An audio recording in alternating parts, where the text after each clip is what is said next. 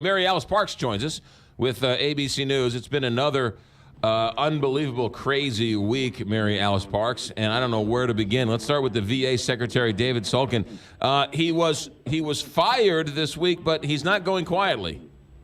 Right. We've had a lot of turnover in this White House, but this ousting might have sort of the longest ripple effect because David Shulkin is just not going quietly into the night. Like you said, he was doing interviews on TV this morning, wrote an op-ed in the New York Times calling this administration and Washington chaotic and full of basically political opportunists.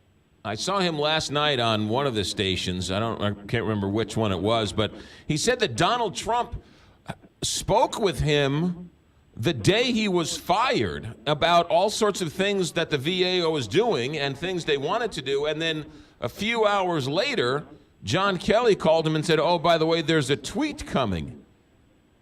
Very bizarre that he would have a conversation with the commander-in-chief, who apparently was planning to fire him, but that the president wouldn't just deliver the news himself. I don't know if the president likes the drama of essentially dismissing cabinet officials via tweet, or if he was trying to have one last-minute conversation and make up his mind. It's unclear, but very bizarre and raising eyebrows. It's almost like the phone call was meant that he could then fire him, and then chose or didn't want to fire him face-to-face, so he did it over a tweet. Yeah, really very bizarre. All right. Also this week, what's going on in Syria? That's a good question. The State Department and sort of foreign affairs officials here in Washington were caught off guard by the president's remarks yesterday that the United States might be almost done there, where there's a lot of work that a lot of them say there's still to be done.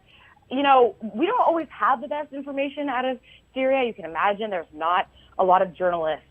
Most of the American sort of work going on there is behind the scenes right. Training of forces.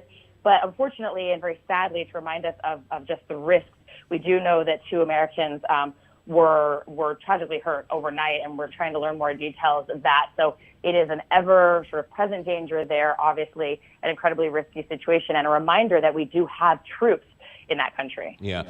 This week, President Trump went to Ohio to promote infrastructure. And did he say the wall is currently being built?